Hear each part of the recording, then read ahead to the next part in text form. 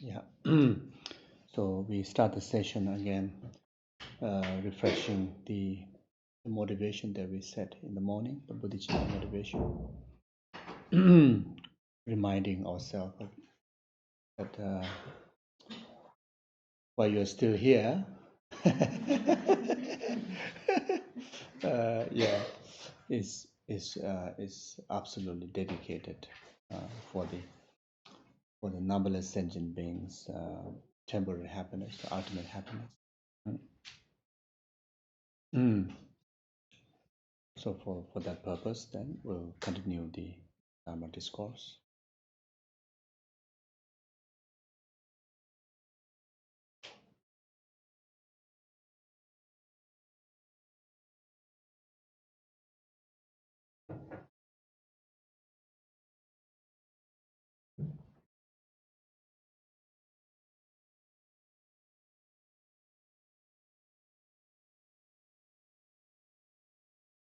Sometimes we may feel oneself alone observing Dharma, virtues, reframing, taking commitments, vows, etc. How that affects others, how that directly helping others. Helping others is like directly giving food to the beggar, those hunger, etc. So otherwise, just arising in the thought, maybe it doesn't really make sense. Some people may think like that, but in actual fact, it directly, benefits a sentient being, like such as observing the vow of not killing. Um, Numberless sentient beings are safe. Their life becomes safer. Their life have no danger of your action of killing, your action of violence. The rest of the numberless sentient beings, starting from your family, all become safe. That's directly affected. Then you generate attitude of love, sincerely, wholeheartedly wishing sentient beings to abide in happiness and causes happiness. Um, Numberless sentient beings, who are, spirits. There are more formless beings than being in the physical form. So the formless beings, there's no obstruction to see others' mind. So there are numberless spirits. Mm, some are in the preta realm, some are in the animal realm, some are in the hell realm, mm, and many in the intermediate state realm. Numberless bugs, germs, dyes, they go through intermediate state. Not just human being. So every single moment, billions and billions, numberless beings dies. They go through intermediate state, and that is the spirit realm. So whenever you generate sincere love and compassion, just a love, wanting all sentient beings to be happy, abide in happiness, and you sincerely mean it, all these numberless spirits, they can see what you think. They get affected of your thought of love. They feel comforted. They feel that you are loved. You are cared.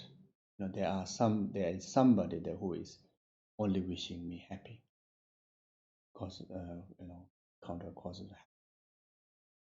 And when you dedicate them, at least there's one person who is dedicating all resources for my happiness.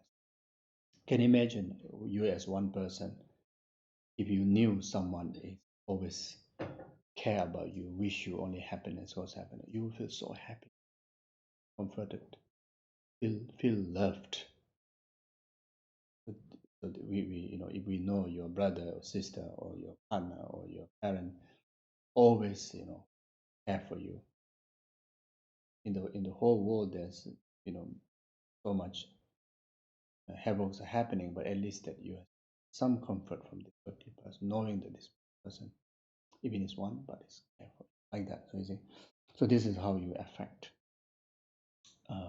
when you generate bodhicitta. You know, you are not just carrying them for a second or a day, or only when you are happy. You are carrying them until they actualize the perfected happiness of enlightenment. So these spirits, numberless beings, sentient beings, they know there's at least one group of people, or at least you, ever caring for them. Can you imagine how powerful it is? And this is directly affecting them. So yeah, so this is just to clear the doubt of what's a big deal, just thinking, being so positive. You don't even go and feed a bowl of rice to the bag that you may think like that. Actually, it means a lot. Yeah, okay. So now bodhicitta. Just now we were talking about the definition of generating the mind of enlightenment, and briefly mentioned the realization is this altruistic mind uh, spontaneously arising without needed to give reason, or spontaneously day and night, arising in your heart, and without needed to have any partial reasons. Whoever you meet, any kind of beings, samsaric beings that you have in your heart, your mind have this awareness of this heart, this attitude, and that's where you gain the realization of bodhicitta. Now, how to achieve that realization? Then there are two major techniques that which use past bodhisattvas and enlightened beings, and that training, if you trace back past masters, one came from the profound lineage and one came from the extensive lineage tradition. So there's 7 cause and effect training to develop bodhicitta. This came from the extensive lineage practice, um, which came from Buddha Maitreya, enlightened being, the Buddha of love, and then passed down to such as Asanga, and such as Lama Atisha, Lama Selingba, Atisha, then Dom Tempa, then like Lama Tsongkhapa, and up to our lineage group. This is the 7 causes. 7 causes. We call it 7 causes. So 6 causes and 1 result. Complete 7 causes. So 6 causes are: the first one is recognizing all sentient beings as mother. So as someone who aspire to actualize bodhicitta realization, then have to train in this point. But before whichever technique you follow, the first, you have to neutralize your mind from the 3 partial attitude. Try to bring into neutral state of your mind, giving basic reasons of the interconnectiveness with all rest of the sentient being. Even though not yet realize the realization of seeing all sentient beings as a mother, but at least just knowing the fact, but not really realized yet. So giving such reasons, such as because of the birth, an intermediate state and birth, and the death. During those process is very intense process.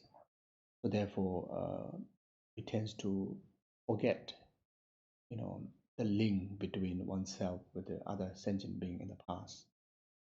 So only due to that. Otherwise, in actual fact, then all sentient beings has a positive relation to you, and that could be mother, may even play a role of mother. So, so therefore, that even someone that you have aversion, anger, regarded as enemy, or the other rest of the being regarded as an object of ignorance, then giving this reason, that no need to have for this partial attitude. It is just because of misunderstanding or not remembering the actual fact, not understanding the actual reality, the fact, the connection. So educating your mind, then neutralize your mind. Sense of no strong aversion, no strong attachment, no strong ignorance. On the basis of that, then you bring into the training of the 6 causes. Start with recognizing all sentient beings for the mother. Again, giving all the reasons, reasons as there's existence of rebirth, there's existence of beginningless life, and beginningless, numberless rebirth in the beginningless lifetime, and have taken rebirth from the womb, numberless lifetime. So therefore, each and every single sentient being has played the role of your mother, just like this very life's mother, who give this precious human rebirth, which make possibility of practice the Dharma, practice virtue, even as a capability to actualize enlightenment within one lifetime. So all this reason you just cultivate. Then how you see the attractiveness to your this very life's mother in the remembrance of her kindness, I would say her contribution to you. Then you give the same reason to rest of the sentient being. Then you see the respect and closeness, the importance of entire numberless sentient being as your this very life's mother. Then that attitude arise without needing to further giving reason. Naturally, always aware, exists in the awareness. That time you gain the realization in the first point.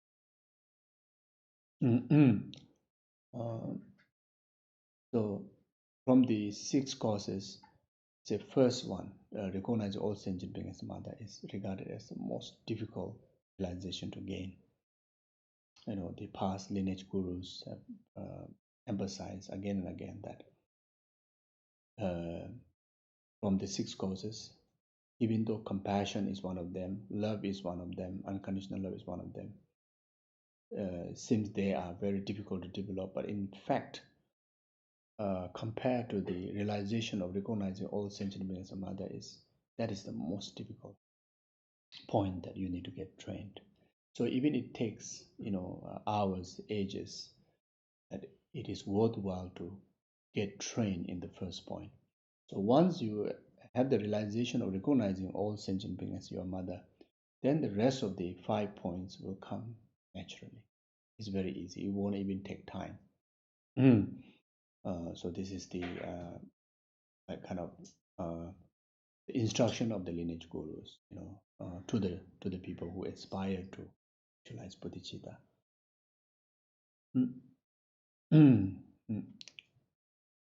So in our conventional world, among all the people that came into your life in this one lifetime, is a mother. Mother is, mother is in every angle. Mother is the kindest. Mother is the most closest being that ever happened.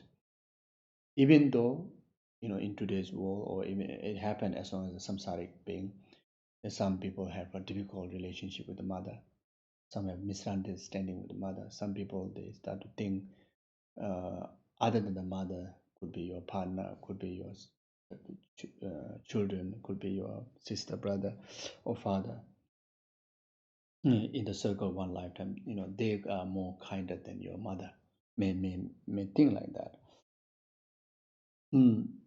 But in actual reality, the mother's sacrifices, mother's compassion, mother's care, mother's love, mother's affection uh, is incompatible to anyone's. Anyone's. How much sacrifices they have done to you, how much affection they share to you. But when it comes to mother, incompatible. This is reality. So whatever misunderstanding we may have with our mother, whatever limitation, understanding the importance of her, is all due to our ignorance, all due to our own limitation of wisdom. Can you imagine 9 months? In the circle of one life, father didn't keep the baby 9 months in his womb, his stomach. Mother kept it. No one can represent that. Only mother. So within the 9 months, those of you who've been mother, you will know it's unbelievable sacrifices. Her own happiness, her own comfort. And those sacrifices are unimmeasurable. And during the period of the 9 months, the care that she shared, care that she expressed in her system to the child is unimaginable. The protection that she provides, just can imagine during the 9 months, is no one in the universe can ever to offer that protection except the mother. So these are just one of few reasons. You see, so sometimes I used to say, if we don't have that closeness and understanding the importance of the mother, and you say maybe go and buy 1 kilo of rice, or just get one big rock from the garden, then tie on your stomach, tie on the stomach, and then you go to sleep on your comfortable bed. just try it out one night. See how is it, and that is actually not part of your body, not living in the part of your body. It's outside. Still feel uncomfortable, but the baby is living in the part of your body, part of the mother's body.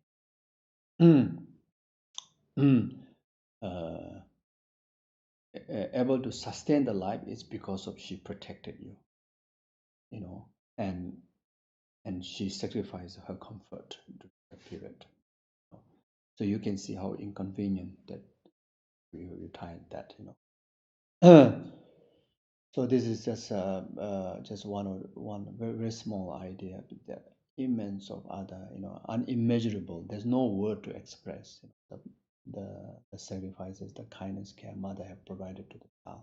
We all experience that from our mother, whether you like it, your mother or not, whether you think that she didn't love you. No, all these are wrong understanding, wrong accusation, and so you see. So this is something that which really have to have that first understanding with this very life's mother, with giving all this factual reason, not just to make it idea, but factual reason to have that kind of respect, caring back, understanding, and at least expressed one fraction of love and kindness, repaying the kindness, just one fraction. We weren't able to express the same way what mother have expressed, but even just as a fraction, it has to be expressed, has to be Yeah, has to be cultivated. You see, without that, bodhicitta is not possible. Without that, great compassion not possible. Without that, unconditional love. All these are flowery words. It doesn't make any. It doesn't come into our system if we are unable to develop that much intensity of understanding towards our this very life's mother. So that's the starting point. You see, so, so if there's any misunderstanding, it has to do with one's own selfish mind. If mother have abused you, if we think mother have beat you up, it's not because of mother didn't love you. Mother must be immense of control over pressure, suffering, the control of delusion, could be anything. But at least until that you are born, until that period, is she have saved your life. Until come out from her body, is you saved. That is 9 months, not just one day. So if there's any misunderstanding, someone who aspire Mayanic path, Bodhicitta, compassion, then here have to confess, purify that mind, and express the gratitude, recognizing all those things. If mother is in the same house, then serve. It's in same town, same house, offer service, taking care, whatever it may be, even just like just gently rubbing her feet to just give some comfort to her, even that, or just bringing her for dinner, or if she's not in town, then at least make call, just express how much you love her, how important she is in your life. Whatever you are is her blessing, her protection, result of her love, result of her protection, result of her refuge given to you. So express it, like that. If the mother is not around, is already passed away, then in the name of mother, be a good person, be a compassionate person, engage in virtuous deeds, accumulate merits by performing virtues in the name of her, conduct Dharma retreats, accumulate millions of Om Mani Padme Hum mantras in the name of her, circumambulate the stupa in the name of her, make prostration in the name of her, do pilgrimage in the name of her, make offering to the Buddha, Dharma, Sangha in the name of, all the meditate on Bodhicitta, meditate on emptiness in the name of her, study Dharma in the name of her, aspire to actualize enlightenment in the name of her, like that. So you see, so make her as a reason for you to do all the virtues. Then whatever virtue that you accumulate, everything is naturally shared by her. So there are teachings that because of mother and children, when you pray, it's most effective. If children pray to mother, most effective, and mother pray to children, most effective. Like enlightened being pray to you, enlightened being dedicate merit to you, is most powerful. Like that, mother dedicate practice to you, most powerful. Children dedicate merit to the parent, especially mother, most powerful. So it's stated in the sutra. So you see, so if we truly want to develop bodhicitta, all this has to practice. Otherwise, it just stay here in the word and not really realization won't happen. You see. So if we have, so total pure view on the mother, total attraction to the mother. So like that. So any limitation that comes from mother, you have to give a reason. Either mother has to be fall under the delusions control, either she's suffering, either she, you've been very naughty, that's why mother has to give you a blessing, could be all these things, in order to purify whatever whatever negative, even mother has to abort, children, for that children, there has to be a very suffering reason that she is going through, uh, uh, there's something that is really brought immense of suffering to her, you know. Otherwise, as a mother won't. You can even see in the animal how the mother care for their cubs. Human being, oh, definitely. It has to be something that either going through an intense delusional suffering or intense, the collective karmic pressure, and making a very nasty decisions like abortion or even whatever we name it, like abuse, etc. But not in the actual nature of the mother would do that to children. So then you expand now this thought to your father, your brother, sister, your partner, etc. Then to rest of the humanity, then rest of the, and then eventually all sentient beings as attractive as your present life's mother. So this is how you become. Then after that, then remember the kindness. Then the rest is easy. Remember the kindness. Then third one is repay the kindness. Then after that, to repaying kindness, very much what we have discussed. Engaging in virtue, dedicating, etc. Service. Then unconditional love naturally will born. Then after that, great compassion will naturally born. Then after that, the number five, no, number six, the the most courageous attitude that by myself alone will free. I don't wait to someone's help. I myself is fully committed, and I will do it right now to really to eliminate the suffering and cause of suffering the all sentient being, and abide them into the temporary happiness, ultimate happiness, enlightenment. The moment you gain this responsible, most courageous mind, then right after that, the next moment of the attitude is called Bodhicitta. So Bodhicitta has to be developed like that. And all the past masters like Asanga, like such as Lama Atisha, they all train like that. Then they develop Bodhicitta, they become Bodhisattva, and now they become enlightened. So the other tradition is the profound lineage. It came from Manjushri, then like Nagarjuna, Shandideva. Then Lama Atisha is someone who has the both lineage.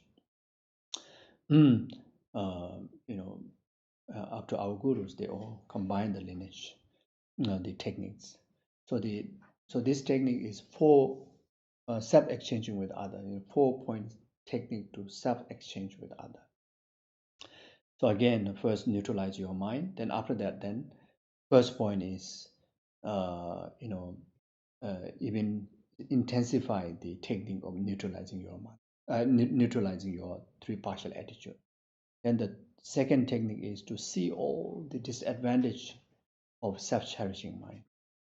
And third point is giving all the reasons, advantage of cherishing others' well-being. Then the fourth point is actually self-exchanging with other. So here is not self-exchanging, not talking about you become I become you, not like that. It's that attitude is like changing. In the past, you are the principle you are cherishing. Now you change that. Your main object of cherish is other being. You are, by the way, you are together, but focus is on other sentient being. So that's called actual exchanging self with others. Then result of that, right after that, the Bodhicitta is born. This is one of the techniques. In the both techniques, 7-point cause and effect, or the 4-point exchange with other, still having some struggle to actualize bodhicitta, then there's a supplementary practice, which is the Tonglen practice of taking and giving. So you start with the training from your breathing, your natural breathing. When you breathe out, then giving all your happiness, virtues, merits to all sentient beings to cause them happiness, temporary happiness, ultimate happiness. When you breathe in, you visualize all other sentient beings suffering its causes taking onto you. So you train that through the breathing, like in Lama Tsongkhapa, Penchen Loso Chögyal Gyaltsen. Donglen Lungla Gyöbe Trude Chen Chamdang Nyingje. Yeah, so like that. So Donglen Lungla Gyöbe Trude Chen. So use Donglen through the technique of breathing in and out. So this will strengthen the causes, either the 4 causes or either the 6 causes, to result the bodhicitta or the Buddhi mind, the enlightenment mind, like that. So then Lama Tsongkhapa, suggests or advise, it could be very beneficial if you combine the two techniques together. You train like that. So if you wish to do that, then the basis is neutralize your mind. Then you start with from the 7-point cause and effect, from the number 1 to the number 5. Number 1 is recognize all sentient beings as a mother. Number 5 is compassion, great compassion. You train your mind, train up to then you move to the 4-point training, neutralizing your mind, strengthening the neutralizing of 3 partial attitude, then up to the actual self-exchanging with other. Then you, after the 4th point, you move back to the number 6 from the 7 cause and effect. The responsible, the most courageous attitude called Lhagsam. Yes, that's called Lhagsam. Lhagsam study group, Lhagsam. Yes, that's called Lhagsam. Or Lhagsam. Lhagsam is the most courageous, taking full responsibility by myself alone to liberate numberless sentient beings from temporary happiness to ultimate happiness or enlightenment.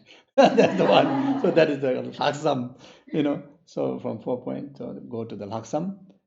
Then there is then it's still struggling to gain the realization. Then again you engage the supplementary practice of Tonglen. Then the result, the Bodhicitta will be born. So like that. So this is how you train your mind to develop Bodhicitta. Okay. We already have Lhagsam. Yeah, you're already up to Lhagsam.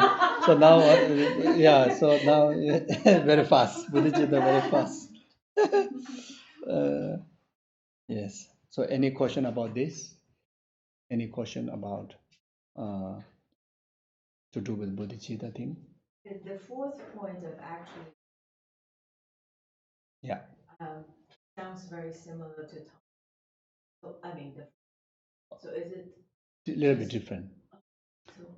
Actual exchanging with other is you are changing the attitude of cherishing other, cherishing yourself, change to a cherishing other. Tonglen is you're taking others' suffering and causes, giving your happiness and merit to others. Yeah. Then the initial stage, neutralizing your mind. No, the first point. The basis, the neutralizing your mind from the 3 partial attitude, and the first point from the 4 points. It's the same thing, but there's intensity. The difference is in the intensity. Then with that, the 4th point, the intensity is advanced. Yeah.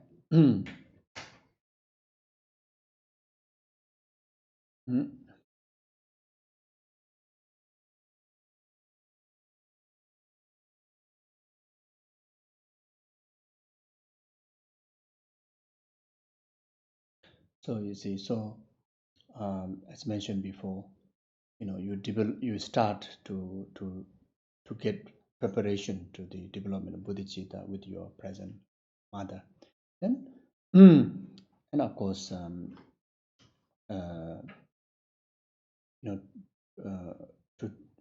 to develop such as other causes like loving kindness, compassion, etc. Everything can be developed in relation to any kind of beings. And also the best place for us to develop the loving kindness, compassion, bodhicitta is from among these samsaric beings, not within the Buddhas or Bodhisattvas.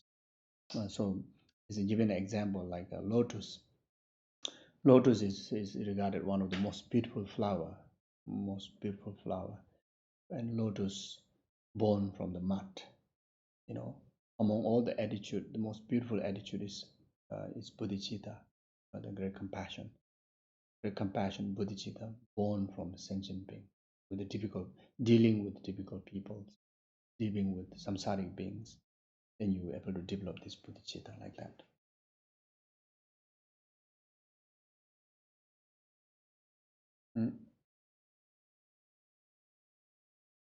You are transformed in the snap of finger. From the worst there can be the best. By simple wish to become free like Buddha, so you can lead all sentient beings to the freedom of Buddha.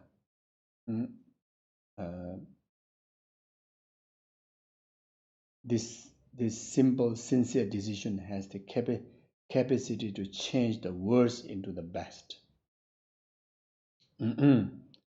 As I mentioned before, whatever life history you may have, how negative being you may think, the moment you develop great compassion, the moment you develop bodhicitta, that very moment, your entirety of being is changed. So you say that in the snap, you are transformed in the snap of finger. So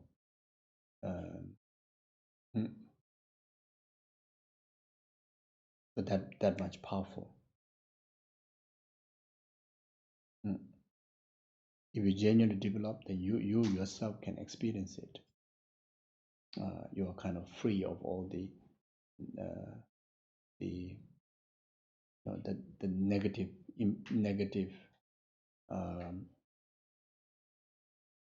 apprehension about who you are. Just because of developing bodhicitta, you become a bodhisattva, you become child of Buddha, as mentioned before. You're worth of others' accumulation of merit. So like that.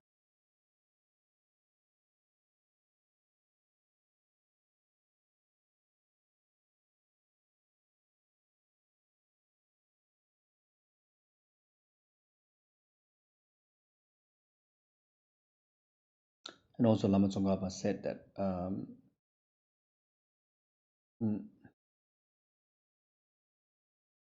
bodhicitta is the entry to the Mayanic path, not the renunciation, not emptiness.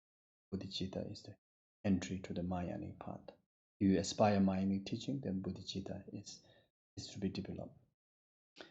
Then Shantideva's Bodhisattva Acharya Kawa Duma Ragon Zebai Tuan Namji Dini Pembas Deni Semekyu Sonamji Decho Delani do Tovarche. The Buddhas of the past, for many eons, they contemplate, they think what is the best method that which benefits sentient being. And they saw the bodhicitta is the one. So therefore, these past Buddhas, Tathagatas have cultivated bodhicitta as a principal practice, as a tool to bring benefit to sentient beings. Nagarjuna's the commentary on the bodhicitta. Rangdan Shindu Dubdendu Sina Tapshin Yomai Chanju Semne Matobra Sangye Kija Ngartap Masi. If you are looking for one method that which to fulfill the maximum benefit of yours, all your aspirations, and benefit and aspirations of all others, if there's any method there, then that's bodhicitta, nothing else. All the past Buddhas have never seen any other method that which truly fulfill entire your innate wishes, and entire others' innate wishes and aspirations, other than bodhicitta. So then the Kunu Lama Rinpoche, the praises to bodhicitta is Dola Pemba Sheba, Dola Gange Penjuche, Dola Zewe Gombana, Chanju Simjo Dinisi. What really benefits sentient being? What really brings the actual benefit to sentient being? The love, the genuine unconditional love, or compassion, or bodhicitta. Mm, mm. So therefore, the bodhicitta is the one that which benefits sentient being. When we've been extensively talking about the merit, accumulation of merit, importance. So the Nagarjuna's the commentary on bodhicitta. Chanju semje tsamje ne sonam pumbo kantoba kade sujin inani namka kanwa lejan la. So one moment, not like whole day generating bodhicitta. There's one moment of arising bodhicitta or generating bodhicitta. Here, not even talking about realization, just taking all the reasons as account, then just genuinely expressing it from your heart, just for one moment. The amount of merit that you accumulate, if it's a material form, then entire space you feel also the space is not enough. That much amount of merit, bodhicitta, just arising one time.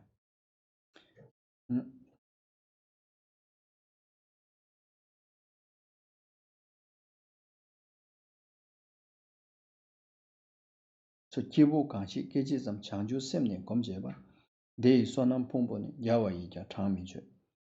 So it doesn't matter whoever, you don't have to be earlier a good person or Bodhisattva or Buddha. Can be anybody, can be any ordinary person. Just meditate, just cultivate one moment of bodhicitta.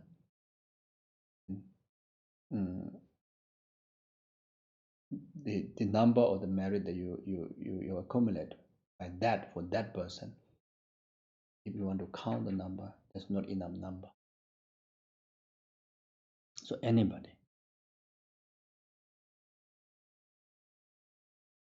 So similar way, Lama Atisha said,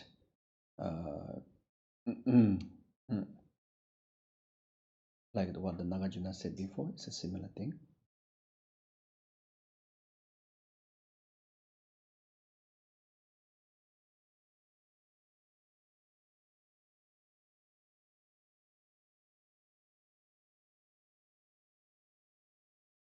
Kalde chime changi ji sangye shingna migangi rinjen dagi kuingande jigden gwenla puwa we gangi tamo charki de chanju semne semduna choba dene kyabarpa dela tani machiso.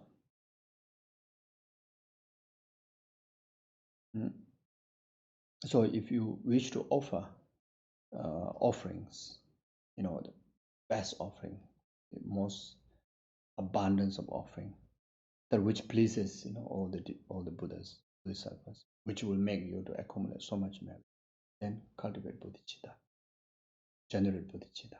That will. Then again, Shantideva, it talks about the inspiration of bodhicitta. He said, because bodhicitta got two aspects: inspiration of bodhicitta, engaging bodhicitta. That comes with taking some kind of commitment, which called the inspiration of bodhisattva vow, and engaging bodhisattva vow. But as a beginner, we can at least train in a similar way, at least inspire in your heart. Then eventually, you start to get engaged into those deeds. Then you become even more serious, that until you start to commit to always get inspired by bodhicitta. Then you take the inspiration of bodhisattva vow. Then not only that, eventually you get a courage to engage in the bodhisattva's deeds. Then you take engaging bodhisattva vow. So this one is talking about the inspiration of bodhicitta.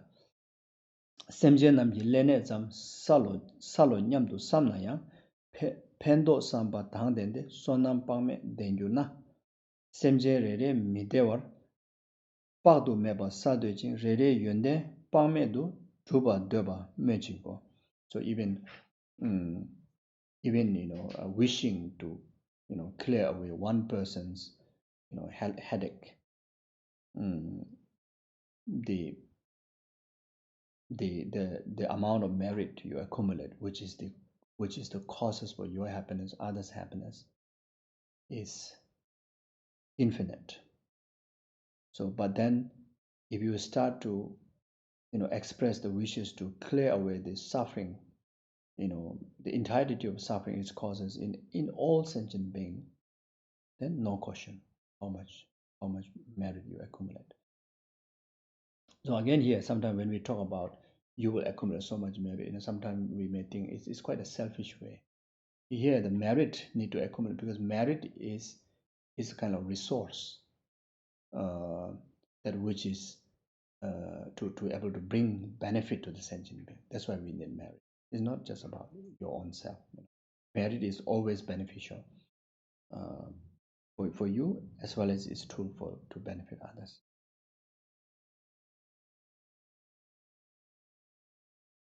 Then the engaging Bodhicitta, Shantideva said, Pembar Samba Samji Sangye Chuli Kepangna Semje Malu Tamjeji Dundun Zumba Mejiko. So even just thinking, even just expressing the thought to wish to clear away the suffering of sentiment creates unbelievable merit.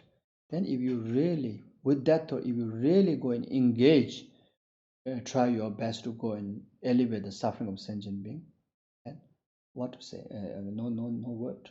No need to talk about it. How much great merit, but great benefit is there. Then it says, okay, also Shantideva says, Jigden Deva Chinyeba Degun Shende Delechun, Jigden Dunga Chinyeba Degun Dagde Delechun. In the in samsaric beings, whatever suffering that occur comes in their way is because of cherishing to yourself.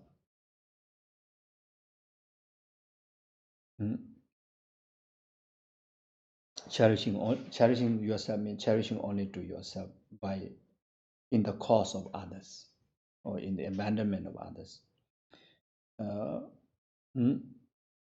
Or whatever happiness that you are experiencing, the sentient beings, the whatever happiness, even the slightest happiness of samsara, even the experience is all comes from benefiting, cherishing others, including the happiness.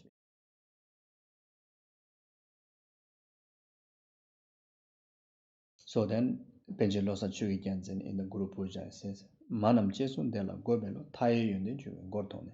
So therefore, giving all this earlier reason, then must cherish all sentient beings dearly, like a wish granting jewel, by understanding that sentient beings are the where you can able to actualize all the qualities, actualize all this benefit of within self and benefit of the rest of the sentient beings. So sentient beings are the other reason. So understanding that, then you cherish them, more than anything else. And also the Geshe Tamba in the adversive thought transformation. Dani semje tamje la yishe nubu lela be denjo dobe sambai tadu jeba zembasho. You say one should cherish the all sentient being more than the wish granting jewel and the wish granting stones like worldly, like such as diamonds and sapphire, etc. If you have plenty of that, you sell the money, all material wishes will be fulfilled. But sentient beings are, numberless times more wish granting, more precious than that, because sentient beings not only fulfill the temporary wishes, such as even material comfort, temporary happiness, but more than that, it fulfills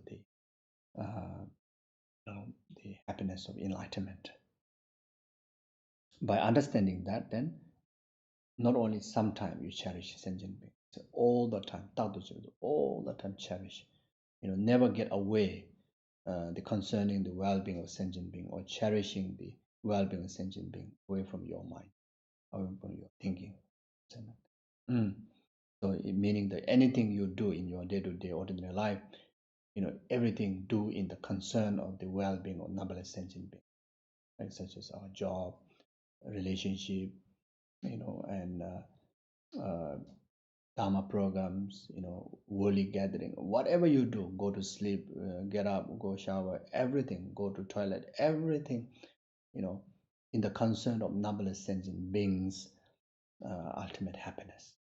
So this is how we say, in every in every situation that you are in the concern of the well-being of sentient being, and take those situations into as a cause to actualize those concerns. Those concerns. Like like toilet. We eat, we have to go toilet. We drink, we have to go toilet. This is unavoidable. So easy. But then we eat, we make a lot of prayers, a lot of this and that. But we go to toilet, wasted. Uh, just go toilet. That's it. No.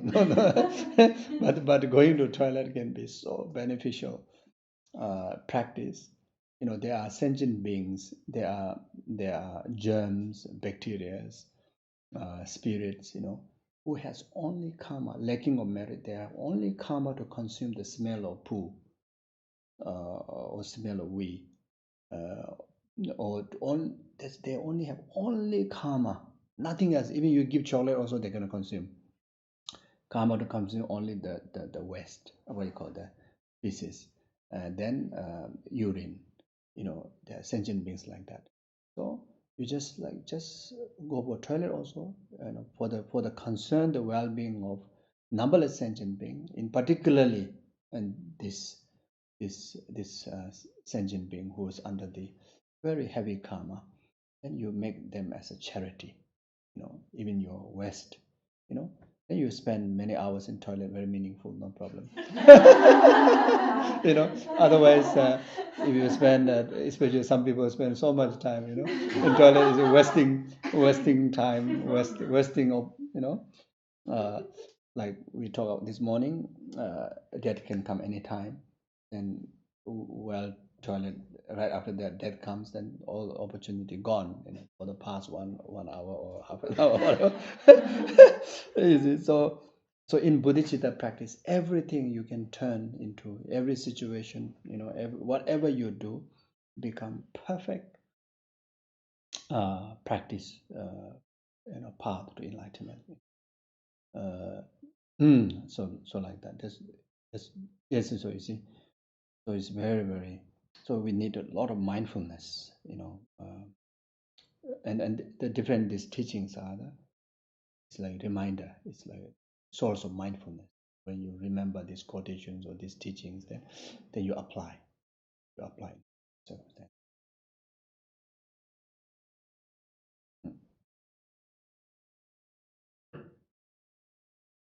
there are many, but I think okay. Now we better discuss with emptiness.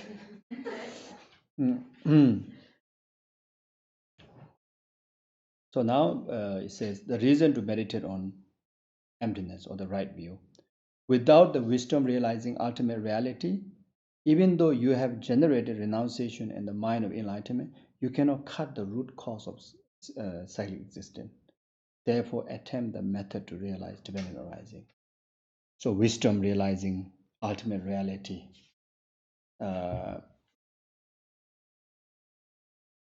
Mhm.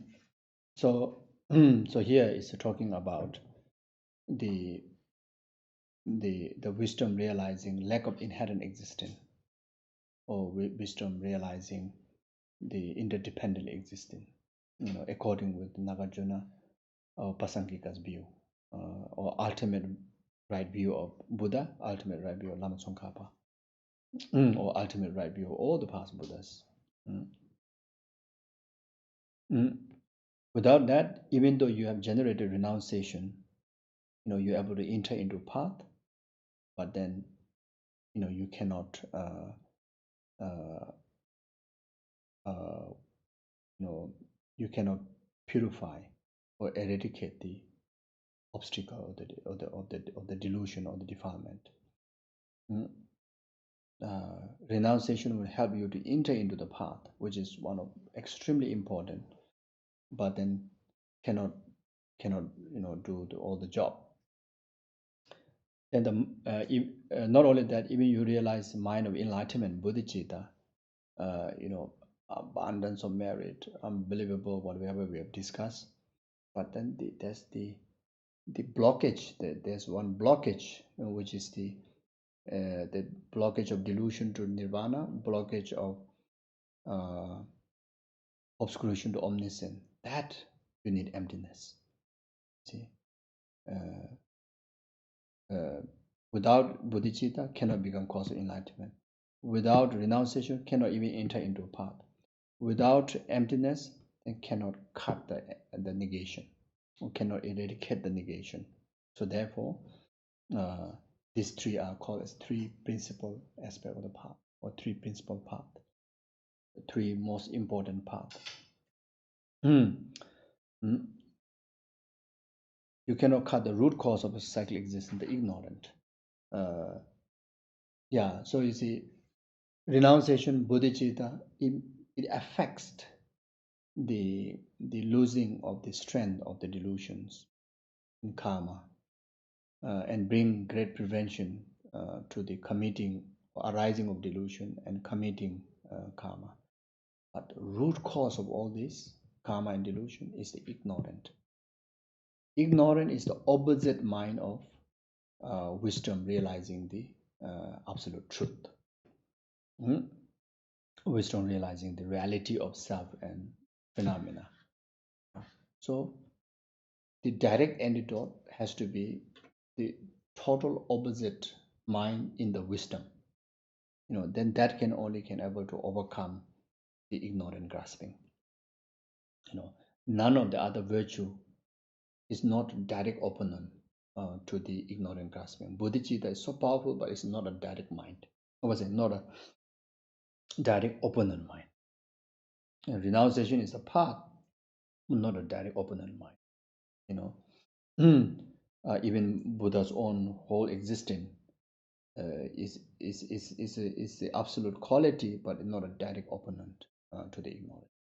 So what you need is it is a mental confusion, and to clear that you need the wisdom within the mind, that which can able to elucidate totally opposite the other aspect of the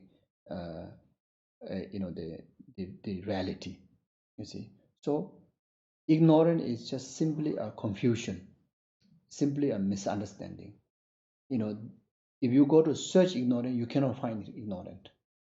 But at the same time, this idea of ignorance, or even the mind of ignorance, it is so harmful that it obstruct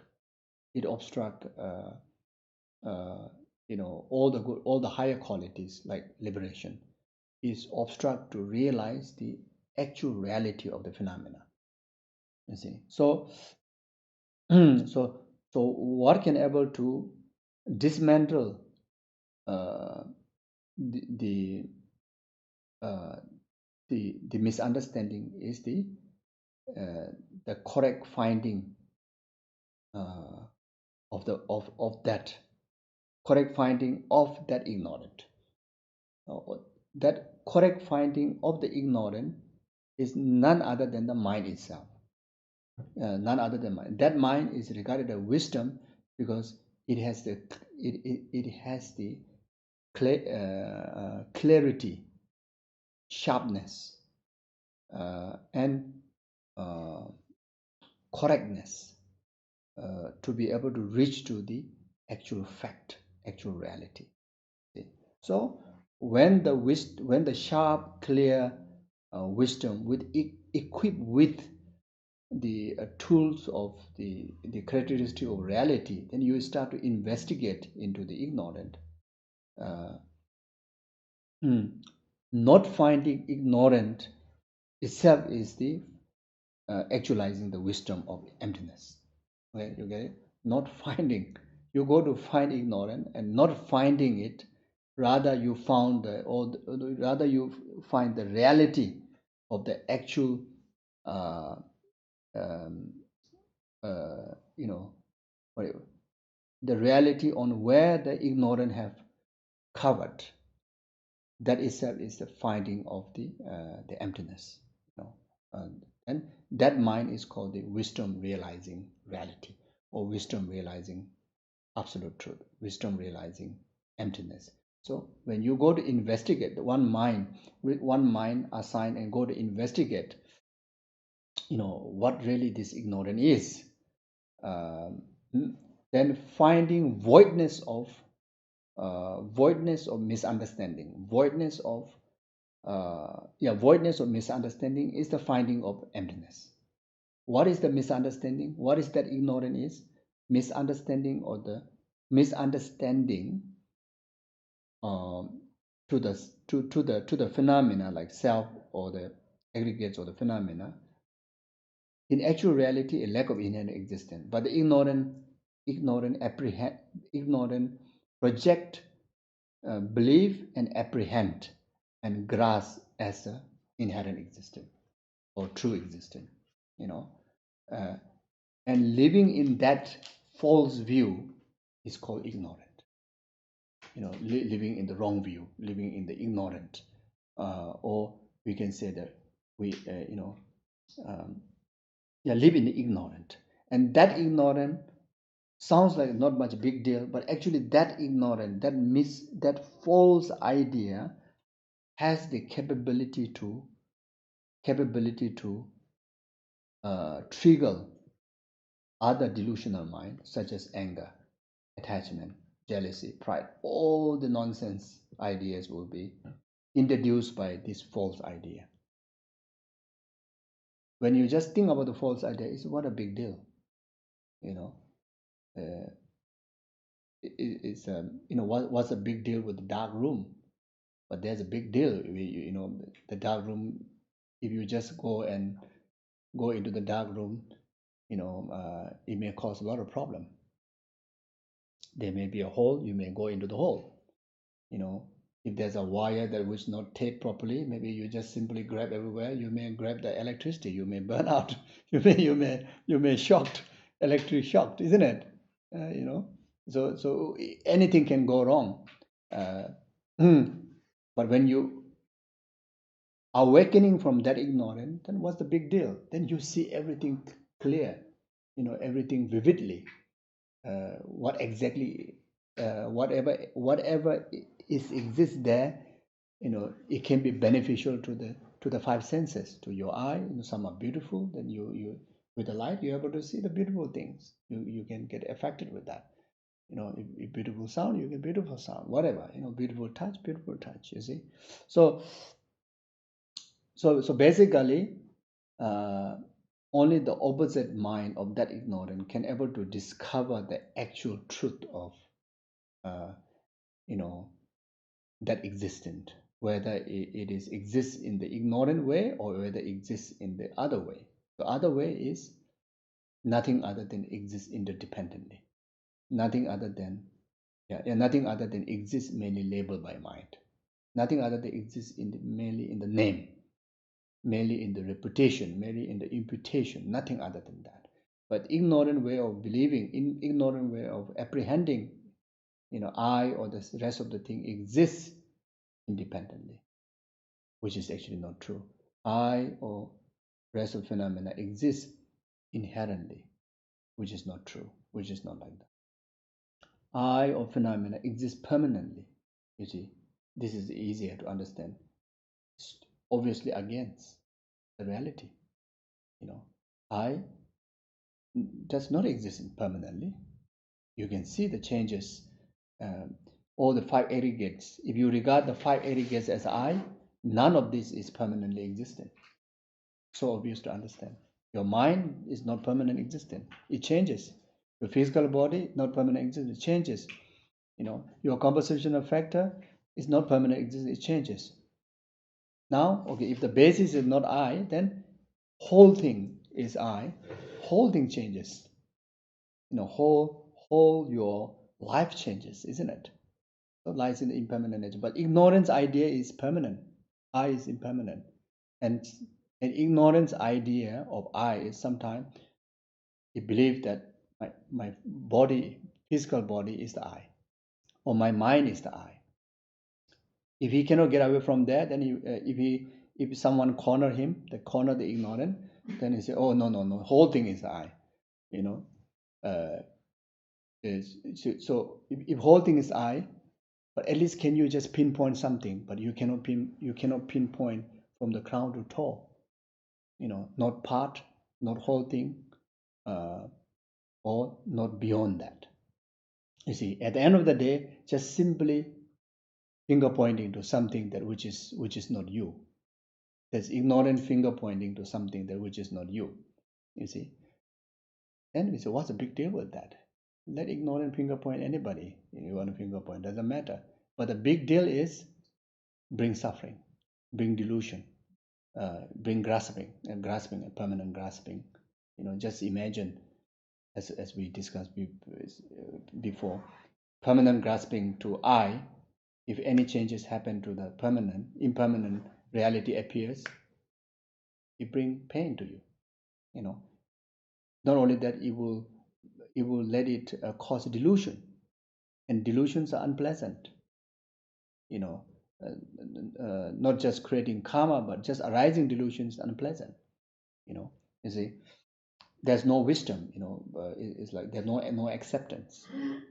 You see, if we have the wisdom of understanding the true nature impermanent, then there's the wisdom of acceptance.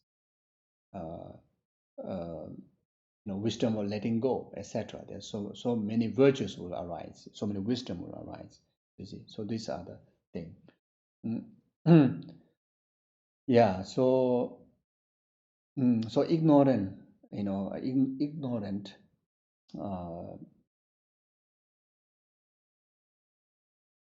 is the root cause. Basically, all the samsara, all the problems. Ignorant is the one that make possible for us to create a cause to be reborn again in samsara. Ignorant is the root cause for us to go to age, experience the aging. Ignorant is the root cause for us to experience sickness. Ignorant is the root cause for us to die again, go through intermediate, again rebirth. Ignorant is the one. But then ignorance is not something, a solid phenomena out there. It's just simply misunderstanding. Just simply misunderstanding. If anybody take a moment to go and check it out, how ignorant look like, the real finding is wisdom. Real finding is non-existence of ignorant. Not in on any base, not in on by its own nature. Because it does not exist by its own mental nature. Ignorance does not exist in the innate nature of the mind, that we already cleared yesterday. Yeah, ignorance does not exist by innate nature of the mind. Ignorance does not exist in the nature of the basis, I, or phenomena. It is just like a floating idea, mistaken, floating misconception. That's simply that idea. But that idea is so powerful. It can behave almost like much more smarter than any of wisdom. It can really can take you to total wrong direction. So therefore, until you realize that, then the root of the samsara cannot be cut. So emptiness is definitely needed. How nice you are. The ignorant still function his duty, function his what you call the kingdom. You see. So we need to dismantle. We need to have the revolution of emptiness. To dismantle the kingdom of ignorant. So it's ignorant is like a kind of like the minister, I would say president. Then anger is like a defense minister he appointed, Attachment is like home minister, Then what? Jealousy is like a almost like what? Education minister, competition, My college is better than anyone else, like that. Or military. Or military. Or military, yeah. Or there are so many like 20 secondary delusions. They are the main, the what you call the troop. There are 6 delusion. They are the general. 20 secondary delusion. They are the rest of the troop. Wow. Then there are many, 84,000 defilements out there. Wow. Big troop. You see. So yeah. So therefore, so we need to dismantle that. So to dismantle that, we need to like how to say like almost like the war, isn't it?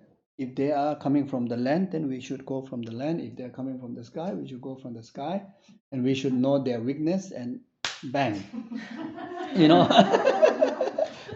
so for the ignorant, only the emptiness wisdom can know exactly the weakness and can able to handle it.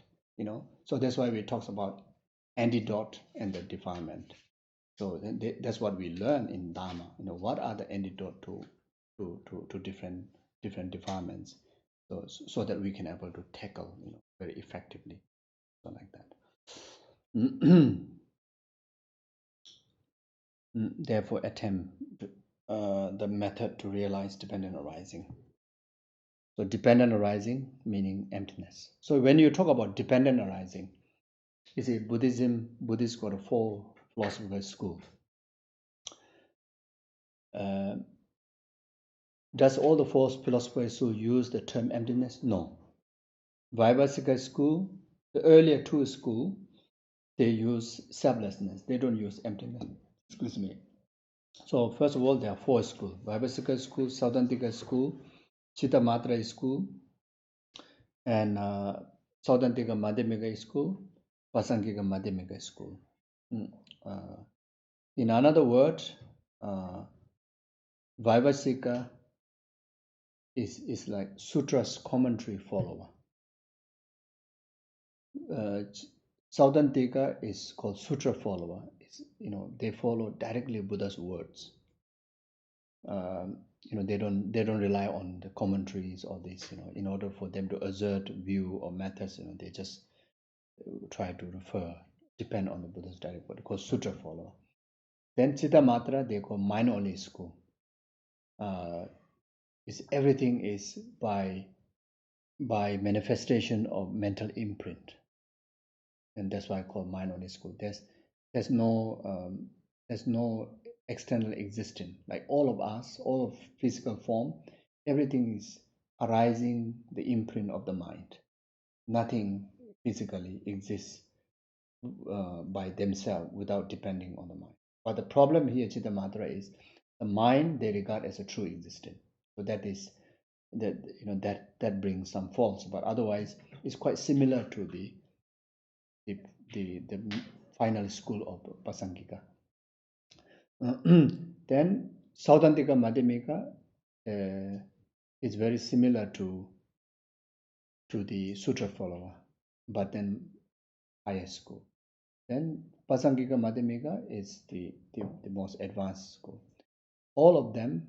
So among these first 2, they label the wisdom as a selflessness. Third, then the Madhyamika 2 sub-school, all these 3 schools, assert emptiness. But actual meaning is the same thing, but the term using is different. Meaning of selflessness, meaning of emptiness, if you ask all the 4 schools, what is the meaning? You say dependent arising. They will give you the one answer. What is the meaning of emptiness? The dependent arising. What is the meaning of selflessness? Dependent arising.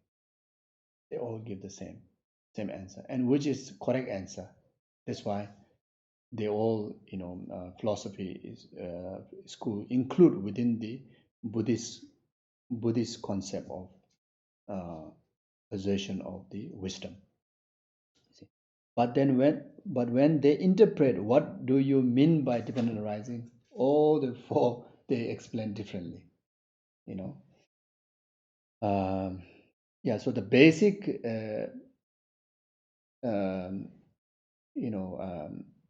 basic dependent arising meaning is dependent on, the first one is, cause and condition. Dependent on cause and condition, that's why I call it dependent arising. Then the later school slightly becomes subtle. So on top of cause and effect, dependent on part and particles, it becomes slightly subtle. Then the third school,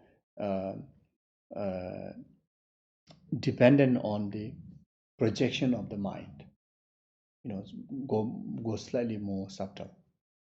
Part and particle is very physical, isn't it? Now go beyond that. It's depend on the imputation of the mind. When you reach to Chitta Matra, mind only school say, what do you mean by dependent arising? You say everything is arising dependent on the arising of the mental imprint, also dependent arising. Then go to the latter, then dependent arising of lack of true existing substance from the object side. Then on top of that, then depending on the labeling of the mind, or dependent arising. Then go to the final Madhyamika school, the real emptiness understanding. Dependent arising means dependent on the imputation of the mind, dependent on the lack of inherent imputation of the mind. So everything exists, dependent on the imputation of the mind, meaning everything exists mainly labeled by mind. Everything exists only dependent on the name. If you go to search any of the phenomena on that name, you cannot find other than the name. So this mark, you go to find this mark from top to toe, you cannot find the mark. Even one atom say this is the mark, you see. But you say whole of this is a mark, other than the name you cannot find. You cannot find inherently. If someone happened to label this as an apple from long time ago, before they made this kind of cup, this is going to be apple, not a cup. Okay, now maybe this is easier.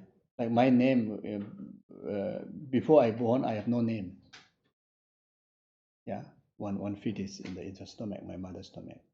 When I come out, I got Tenzin. But that time, if some of you happen to be there and suggest my mother, give him Mr. Bin, the little boy Bin, I won't be Tenzin, I will be Bin. You see how much changes could happen. It's just simply I'm Tenzin because of my mother labeled me Tenzin. That's it. Because of that, Tenzin exists. If you happen to give a Bin, Tenzin no more. If you whole world go to search, even the FBI, let go and search Tenzin, cannot find, only find Mr. Bin. You see, so that shows that there's no inherent problem. It just simply exists in the name. You see, so then after that, become Tenzin Zopa. So if someone just happened to say, "Where's Tenzin?" If people never knew that I had a name only called Tenzin, right in front of her, she cannot find Tenzin. She only can find Tenzin Zopa because she is aware of that name only. So she able to find me not because of this aggregate exists, it's because of the name that she is aware that she able to connect to me because someone named Tenzin Zopa on me. So it's so clear that nothing is actually exists from its own side. It's the only thing is just the name, the label onto certain base. And of course there's a reason. In order to label it, you need to have a correct base. You see, so labeling me as a Tenzin is a name label to the correct base. Because Mr. Bin, up there will be shocking. The whole village will be shocked. They say we don't like this name. We are not aware. Just to remember that. In village, no. So something familiar, something common, worldly in that village common, which is That's why in Himalaya you find so many Tenzin, so confusing, And in here you may find the same name, so many like that, But all has a reason. There's a basic reason, and yeah, and all these reasons are a valid reason. Is a valid base because if you look into the database, actually there's something from the base is different from these two person. You no one will confuse, at least. So anyway, in short, the thing is, things I and aggregates and things and events exist mainly in label. So that's the conclusion. The rest doesn't matter. Whatever philosophy doesn't matter. But this is the thing that what Shakyamuni Buddha, Nagarjuna, Lama Tsongkhapa asked us to understand. And it is helpful if you start to meditate on that. You start to, uh, start to investigate according with this idea on you, on I. You will come to a conclusion that which is really can be amazing, and that just starting the excursion to finding real you, real I, whether it exists the way how we perceive or not. The way how we perceive is inherent existence, but actual finding is you will find lack of inherent existence, lack of true existence, lack of permanent existence, all these things. So the result of that finding is very relieving, very comforting, very liberating. So these are the experience, and this is experience of emptiness, realizing. It's very much like a taste of the sweet. If you ask someone, if someone eating candy, ask someone, well, how it tastes, it says sweet. I know, sweet. Yes, I know this candy is sweet, but can you describe how sweet it is? What is the sweet? What do you mean by? You say not sour, not bitter, not chili, this and that, But that's a very limited word, and it's sweet. So until you put the candy in your own tongue, then you will never ever to experience what really mean by sweet. Even the sweet that you experience, the candy you experience your tongue, if you need to write down in a word, there's no enough word to describe it, the exact taste of what really the sweet is. So the emptiness is something like that. So emptiness, you know the basic what it mean by, then you start to use either I or either your aggregates or either rest of the phenomena. Doesn't matter, whatever it comes in your way, you start to investigate. Where is this mark? In the part of it, with overall, or out of it. So these are three bases where you can search. Like you, I go and search from crown to toe in every single atom, or overhaul, or other than these aggregates outside there. Am I out there? And you are checking whether the way how you usually used to believe on the I, it is still able to remain the same in the finding. The reality is you will definitely find total opposite. And the usual way of how we perceive I actually is on the basis of ignorance and grasping. Due to that, all the trouble comes. Samsara comes from there. Finding the reality helps to prevent the samsara, help to prevent the ignorant, help to purify the ignorant. So it has to meditate, basically. Just take this simple idea and meditate. There's very few words in emptiness, but it requires immense rounds of meditation. Through analytical process, through concentrational process, then you gain the realization, in that way. And that directly cuts the root of the samsara, which is ignorant. Yeah.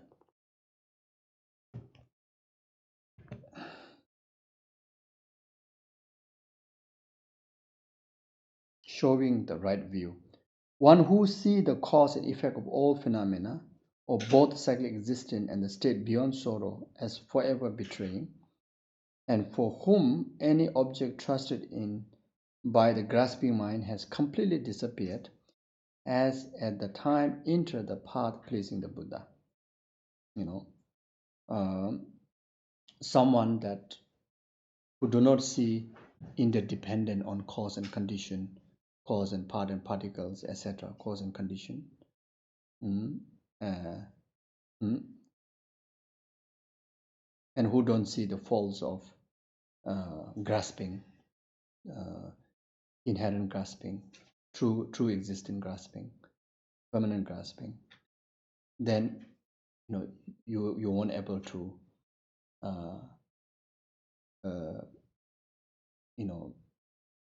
you won't able to achieve the liberation. You won't able to succeed in the path. So someone who at least start with the believing, through certain basis of understanding, that everything is byproduct of cause and effect, and whatever action or the thought that initiated by grasping is a false, then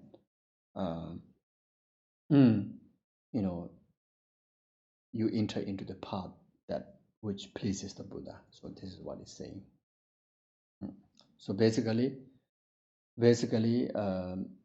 someone, the practitioner, when he or she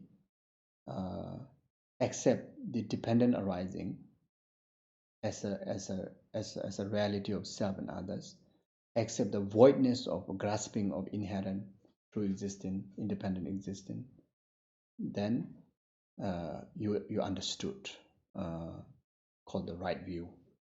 So when you understood that, then you understood the Dharma. Then that pleases the Buddha. It means Buddha is very happy because you found the path. So now the definition, not having completed the analysis of right view. If the appearance of dependent relation, which is unbetraying, is accepted separately from the emptiness, as long as they are seen as a separate, the one has still not realized the Buddha's intent. So, even you understood emptiness is voidness of, independent, inherent existence, but then you cannot interpret as that voidness as an existing, interdependent existence, then you still didn't understand the final intent, what really mean by emptiness. Or you may understood things and events, everything exists interdependently on the cause and conditions, etc. But then you cannot interpret the interdependent meaning in the voidness of true existence, inherent existence. Then you didn't understand that. So someone who really understands emptiness is the moment, or is the time that you understood the emptiness meaning is interdependent existence. Interdependent existence meaning emptiness. You see, so it's happened to ask what means by emptiness. Then you say interdependent existence. Or that's perfect answer. You understood. What means interdependent existence? Means voidness, emptiness. Or you perfect 100% pass, correct answer. You see. So now in word, but we also need to understand, really in understanding, with the reasoning. What do you mean? What do you mean by voidness of inherent existence? Voidness of inherent existence or true existence meaning things that exist interdependently. That's why it's a voidness of true existence, inherent existence. If it's true existence, inherent existence, permanent existence, you don't need cause and condition to exist. Right? See, you see, if the thing exists, if the I exists, dependent on father, mother, my karma, my past continuum, then obviously I'm not inherent existent. I should be void of inherent existence, void of true existence, void of permanent existence. If I'm permanent, no need cause. Ever exist in the past, present, future. I don't need mother. I don't need father, isn't it? So you think like that. Oh yeah, it makes sense, isn't it? Don't you think so? I don't know. My speaking makes cloudy.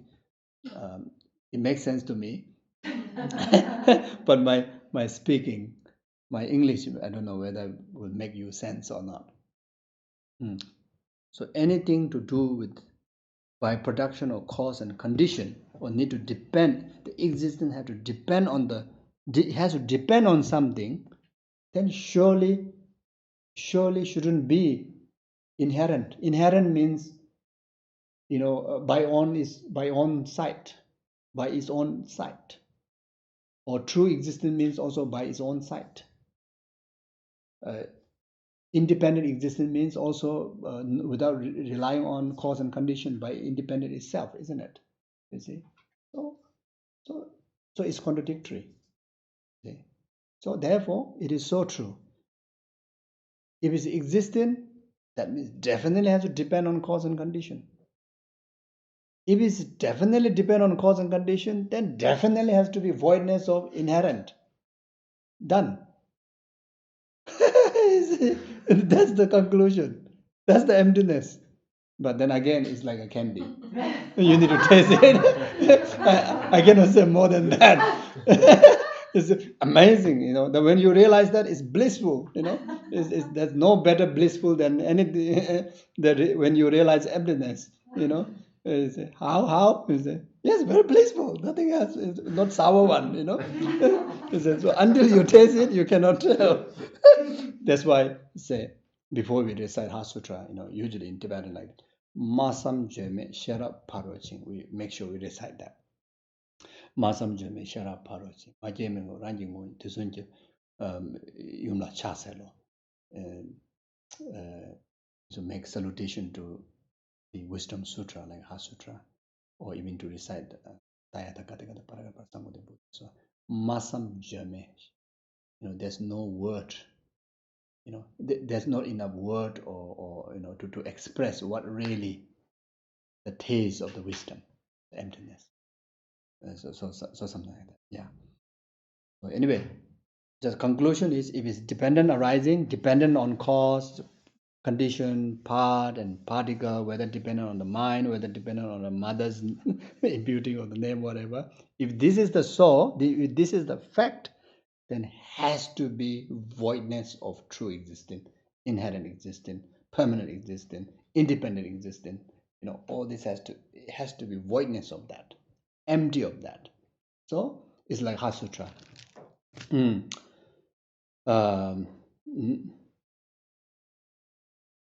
Form is empty, emptiness is form.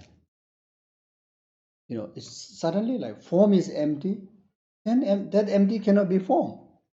It sounds like that, isn't it? But in actual fact, because of form is empty, that's why form is possible. Yeah, form is empty means form is empty of inherent, empty of true existence. That's why with cause and condition, part and particle, this form of flower, form of cup, form of shape is possible. Otherwise, if it's inherent, it's not possible. You see, so that's why I say form is empty, emptiness is form. Emptiness is none other than the form. Emptiness, the empty of inherent in this phenomena, is none other than the form. Empty of inherent, empty of true existence in its nature. You can find the form. There's no other way you can find the form. So form is emptiness. Emptiness is form. Form is not other than emptiness. So this is understanding of emptiness means dependent arising. Dependent arising means emptiness. Okay, so in the past, in the Tibet also, many great scholars couldn't get to this point. When they understand voidness, they just cannot handle, dependent on cause and condition. It just seems like getting all empty, like nothingness. But in actual fact, proving emptiness, proving empty of inherent, actually you are proving existent. But many scholars understood proving empty of inherent is proving nothingness. So here is we are not trying to prove no self. We are not trying to prove empty self. We try to actually actualize real existent self, real one, who is in samsara, who going to become Buddha, who create the karma, who will be able to purify the karma. We are finding the real I, but not the way how we used to believe, the I. That is a false I, you see. So on the way of finding a false I, you will find a real I.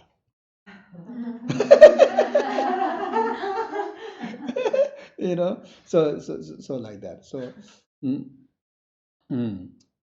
and the current apprehension of I, we are apprehending on non-existent I, and that's a mistake, because we are apprehending on true existent I, inherent existent I, until we don't have a deep idea of that, the innate idea of understanding that I am actually byproduct of my past continuum, byproduct of my parent, my byproduct of my karma. Until not having the idea of dependent arising, you cannot prove the voidness of inherent. Because if you, without understanding or dependent existent I, you try to go and prove empty of inherent, you will come to a conclusion of I do not exist at all. You become lost. And many scholars went through this tragedy, and until like they feel like like they're lost, like they become like big cuckoo, And actually I saw quite many, there's one guy in Singapore last time, so much faith in Dharma, so much, and always want to grab the highest Dharma. So emptiness is very high, so you want to grab the emptiness. And he said, oh, now I realize emptiness. I don't see myself. I'm lost. So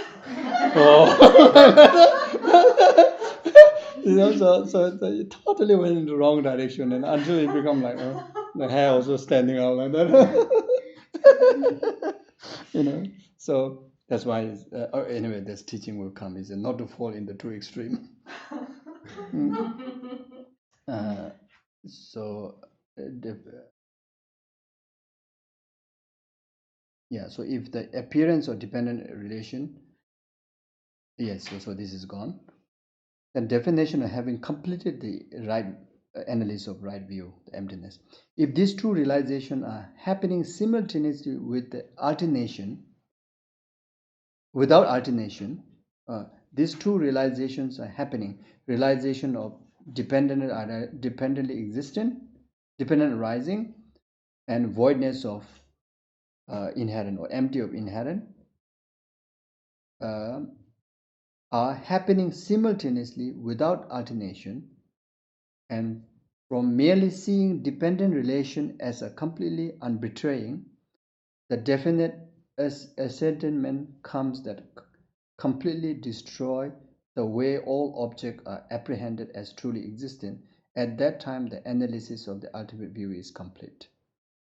So in short, what said before, whenever you understand dependent existence, then you understood lack of empty. You understood the empty part of the reality, which is lack of inherent existence, empty of inherent existence.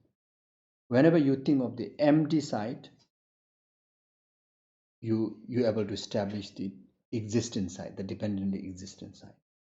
These two are always pop up together as to support, to make sure that you are in the middle way or middle path. Then you realize the real emptiness, and you are not fall into the extreme of nihilism and annihilism. Like that. So furthermore, appearance eliminate the extreme of existence, and emptiness eliminate the extreme of non-existent. Appearance interdependently existent, eliminate the extreme of existing, inherent existing. Emptiness eliminate the extreme of non-existent. Voidness of inherent existence, the empty, eliminate the extreme of nothingness, non-existent. So meaning, whenever you talk about voidness or emptiness, actually you understood existence.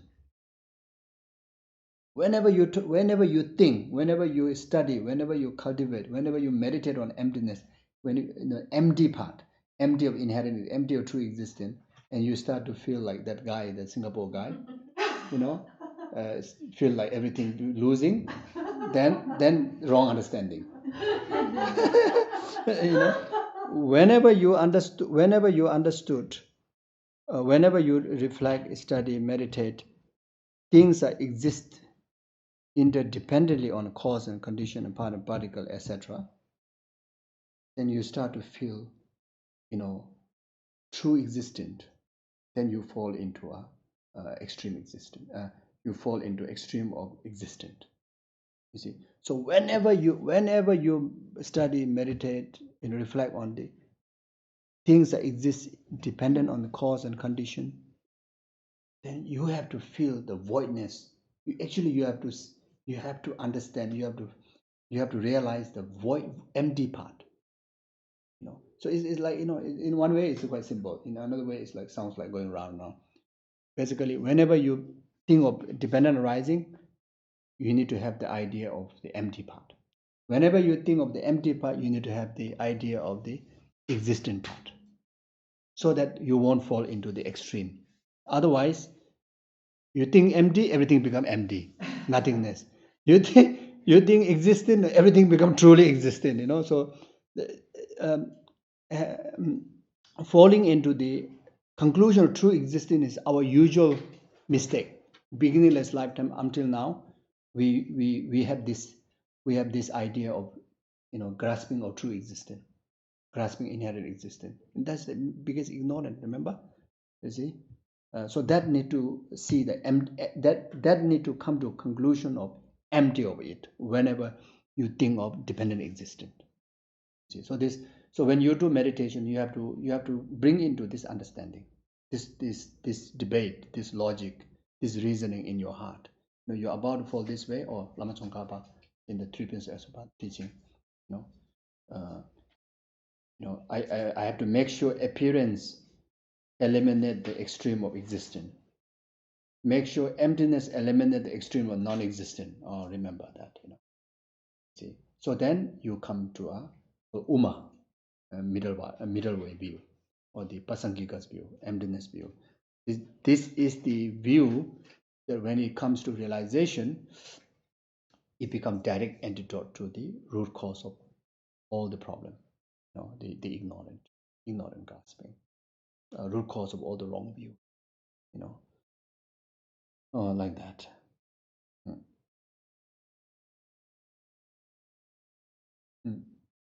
So I hold the view of dependent arising. Doesn't that also already have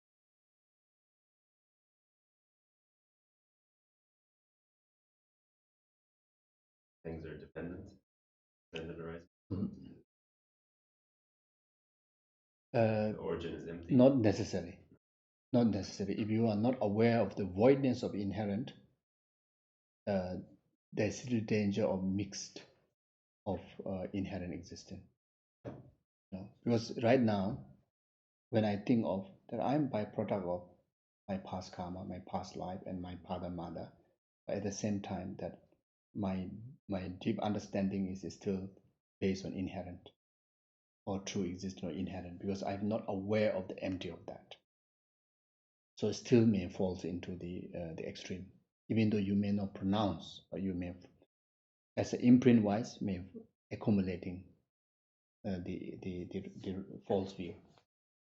So you have to. So only Lama Tsongkhapa make this specific statement. These two words. He makes specific statement for us to Like there are many past believers, scholars that no need to be emphasized so like that. That will be okay. But then at the end of the day, actually they are fall into one of the extreme. Another question. I don't quite understand. Appearance existing. Yeah. Where is it? Like appearances, apparent. Oh, appearance eliminate the extreme of existence. Appearance is true existence. Was it? Appearance means existence. Sorry, appearance here referring to the interdependently existent is called the appearance or actualizing. When you go to search the empty of I, you need to make sure that I has to be acknowledged as existent. Otherwise, there won't be I who commit karma, who commit merit, then everything will be lost. So the appearance is referred to the you have to bring that existent as existent. So because if of course I exist, because if it hit me, so you can't say exist. Pain exists, yes, but pain interdependently exists. Yes. So this appearance, the existing of existing of pain, existing of the real thing. Of what? Real you, real pain, not the false pain, not the false I. Pain can be apprehended in the manner of false pain, means inherent pain is a false pain, apprehension of false pain. Voidness of inherent pain is the right pain, the real one. It's both painful, but one is real one is not real one.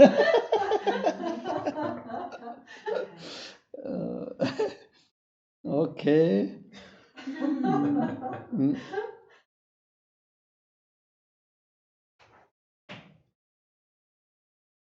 So if you realize how emptiness manifests in the manner of cause and effect, then you are not captivated by the wrong notion of holding extreme view.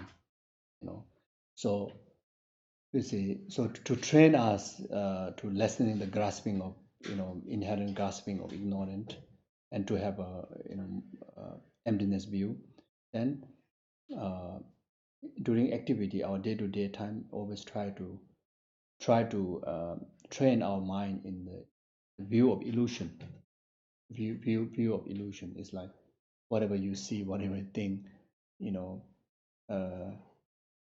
is like illusional like, not an illusion, but illusional like. And that actually meaning is everything is byproduct of labeling by name. It exists only in the name, but actually you go to search the illusion, you cannot find that. So everything I or phenomena, you really go to search, pinpoint, you cannot pinpoint anything. And then whenever you get chance to meditate, then during meditation session, then get into this meditation on the voidness of, try to bring all the conceptual idea into a empty. Then from there, then with the right basis, then give the right labeling to bring things and events into existence, so you can meditate.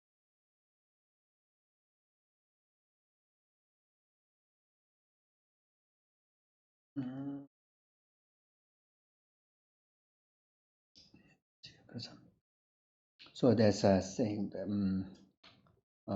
just a cite some quotations.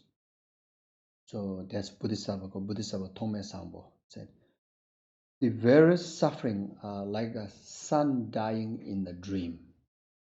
Holding hallucinated appearance as a true makes you weary. Therefore, when you meet disharmonized condition, looking at them as a hallucination is the practice of the Bodhisattva. So this is what saying, in our day-to-day time, if you're able to view, as like an illusion, then if things go right, there's no some kind of like ego grasping. If things go wrong, there's no sense of a loose feeling, because in actual reality out there, nothing to lose. It's very much, it's a creation of condition, many different condition, and it will lessen the tragedy, the pain. So that's why I say very suffering that we experience is in actual fact very much like a son dying in the dream. In the dream, you will feel so painful. If you dream of son is dying, your beloved son is dying, But so in the daytime, any tragedy comes in our way.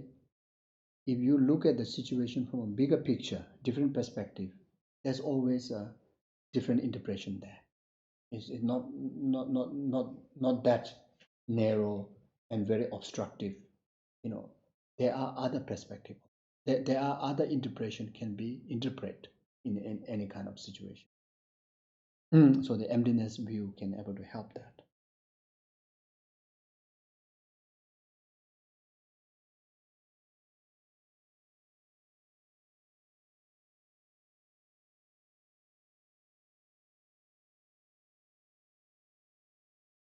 So Nagarjuna says that Kanshir Tenju Mayimbe Choga Yoba Mayimba, Deshe Tomba Mayimbe Choga Yoba Mayino.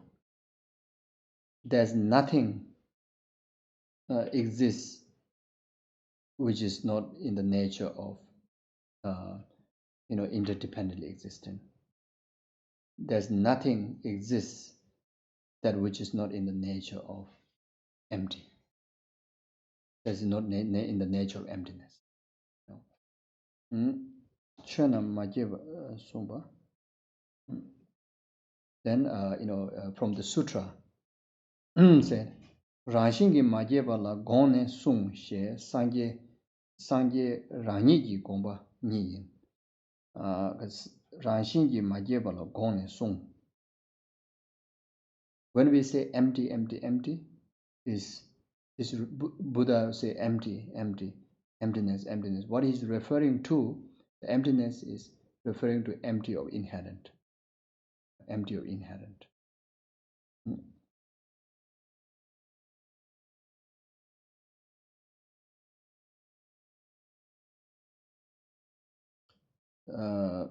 The Chandrakit is Dela Da Je Chawani Kanshi Ngovo Namji Shen La Rak Malebe Ngovo Ranshin De Mebani Da Mebawo. Dela Da Je Chawani. What is really I? Kanshi Ngovo Namji Shen La. On the basis of the phenomena, the aggregates, Rak Malebe Ngovo. Inherently existing.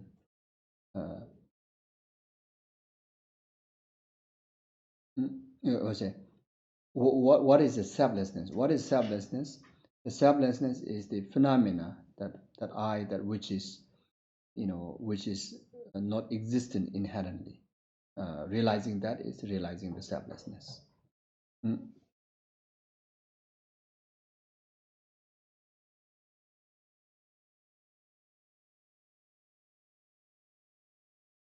Also in the sutra, it's Dole. Chitara yala sonamla teni shingdara jobata. Deshin pumbo namdeni kunzup semjin shechawo. It's like a carriage, the horse carriage. Giving as an example, the wheel, all the different parts coming together, then called horse carriage. Like that, different basis of aggregates coming together, then on that basis, then giving the individual name of the being, then that name, then the person exists. If the horse carriage dismantle and put the wheel there and put the other there, if you ask, is this horse carriage? Say no. Then the certain part is there. Is this horse carriage? Say no. If the horse is carriage? Say no. No. You cannot find even one single nail to make the horse carriage. Say this is horse carriage, isn't it? But when all put together, then then it's called horse carriage. Similar way, if 5 aggregates, the form aggregates, is Tenzin Zopa? No. My form aggregates me? No. My compositional factor aggregate me? No. My consciousness me? No. The rest of the phenomena aggregates me? No. So me is just simply a name that all these 5 aggregates putting together. Then on top, that label as given, and only that labeling exists on the basis of this collective aggregate, and nothing more than that.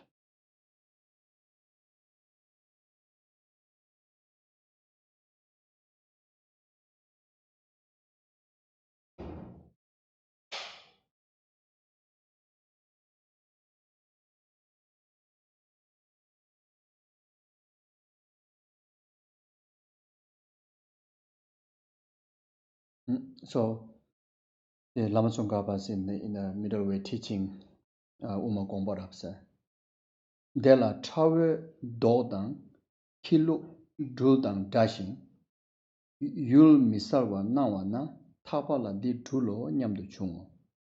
They say Tapala Tabe Sobada Shashi Dulgi Tenshi Jogju Chungse Jam Mebe Di Juni Tobe Takbasamo. Deshindu Pombola Tene Ngao Nyaba Chungwana Pombo Tene Ngachi Junji Chobadang Tujibe Chobadang Di Chashi Di Tenshi Jogju Chungse Jam Mede.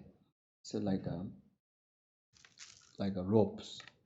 The color also similar to snake. Then you make curly like that in a very dark area.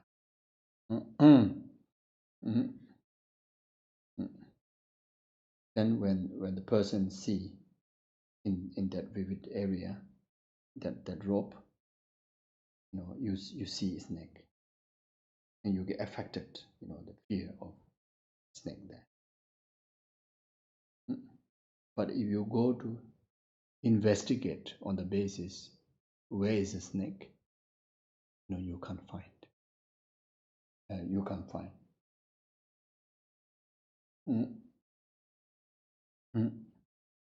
So from far, while you're seeing it, you merely label onto the base as a snake, and you get the effect. You get the effect. Similarly,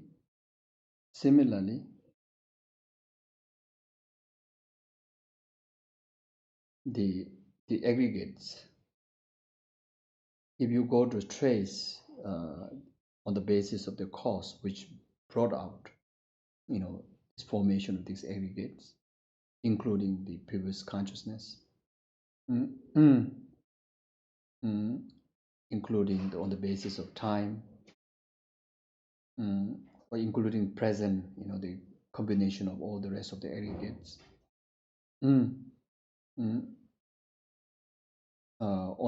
If you go to investigate, then within none of those phenomena, even in the level of the cause, even in the present or the basis of condition, that you can't find I at all. Yes, you can't spot. You cannot find I at all from there. So therefore, I do not exist. Simply is exists only in the label.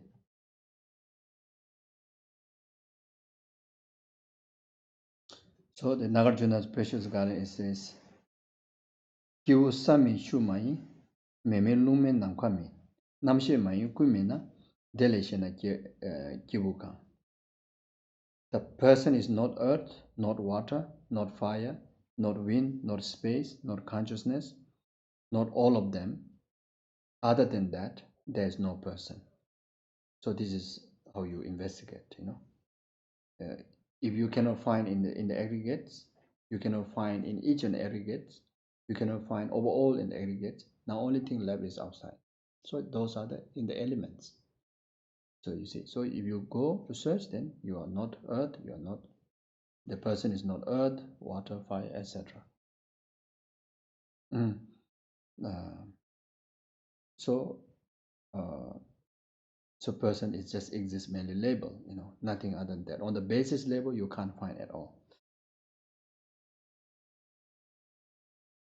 So then the Guya Samaja root tantric text, it says, Kyawa mele tamse kyezam yile kyawa mele.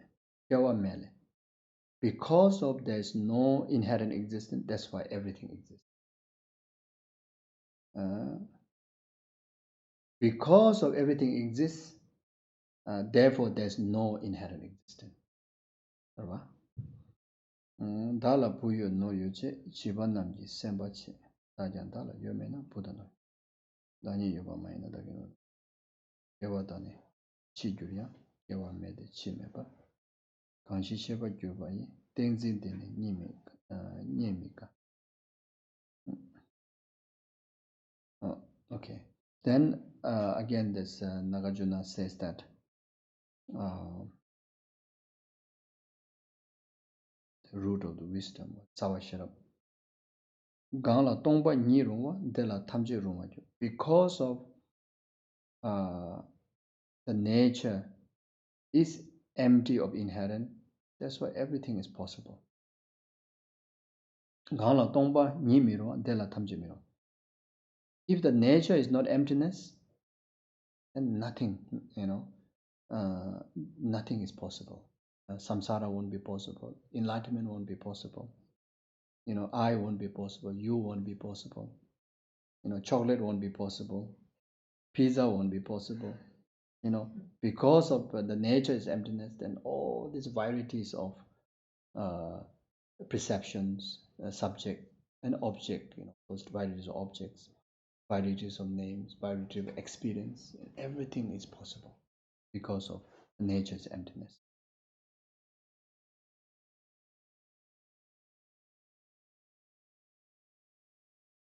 So there are 4 points analysis to examine the true nature of I. So there's 4 points, which is good to know that you can, examine like that. So first is identify what is to be refuted, the negation. In order to catch the false, you need to know the false first. So first one is identification of what is to be refuted, the negation. The negation is inherent existent. The idea or the wrong concept or whatever, the inherently existent, the concept of that is the negation. That has to be refuted. Then second one is determining the mood in which I could be exist. So the mood where would I could be exist. So then the moods are I as one with the aggregates. So you go and search, each and every one of the aggregates, whether that aggregate is me or not. I as different from the 5 aggregates, as I am different from the 5 aggregates. So these are called the 4-point analysis to examine the true nature of I. Then there are also 7-fold analysis of emptiness, which given the example earlier mentioned, like a horse carriage like that. So the first one is the I is one with the aggregates. Second one is the I is different from the aggregates. Then the third is the I is possessed in the part of aggregates. Fourth is the I is the part dependent upon the aggregates. Fourth is the I that is the part dependent upon the aggregates. Then the fifth is the I is that which depend upon its part, or it is aggregates. The part of the upon the aggregates, and later one is part of the upon it is part of the aggregates. Then the sixth The I is mere collection of its aggregates. Mere collection of its aggregates. Then the 7 is the I is merely its shape or color.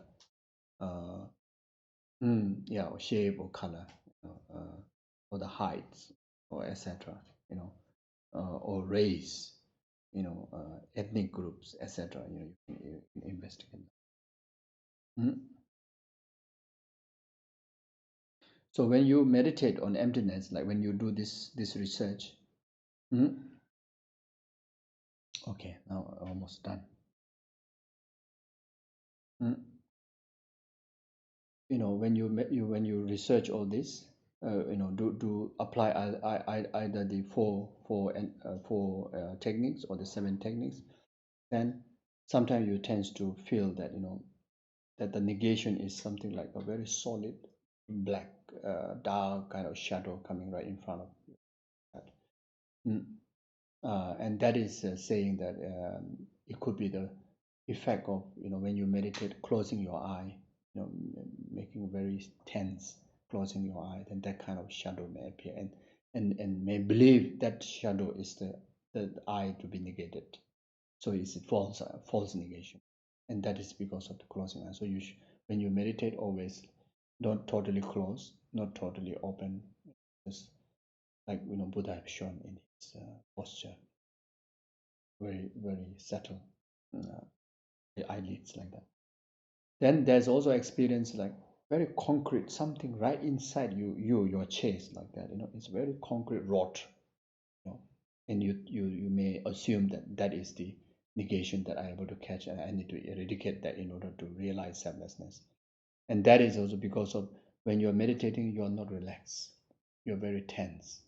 You're pushing too hard, and especially the nervous system, especially around the back, is tense, a lot of tension. So then that's why during meditation you need to your physical body has to be very relaxed, and 7 meditation posture regarded is one of the best posture where you can organize the basis of your body without tense like that.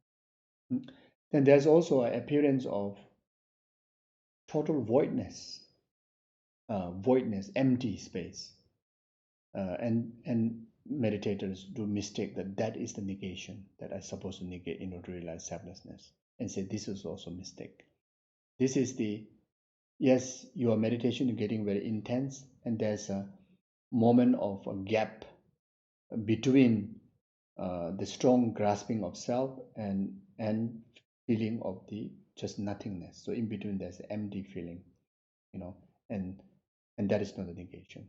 So the real negation is, as mentioned before, the misconception of apprehending inherent existence, that grasping, that apprehension, that idea, that mistaken view. Excuse me. That is the negation. That is the negation. You see, so not like something like physical form out there that you can catch. It's just the idea, the concept. That is the negation. So that you have to get it. Then you have to establish, on the basis of negating that, then you have to establish the existent I, which is interdependent exists in the merely labeled by mind. Like that. Okay. Then he has having gained definite ascertainment, advice on the pursuing the practice. So Lama Tsongkhapa will conclude by saying, in this way you realize exactly the vital point of the 3 principal aspects of the path. Resort to seeking a solitude, generate the power of effort, and quickly accomplish your final goal, my child. So Lama Tsongkhapa very dearly, call us as his child.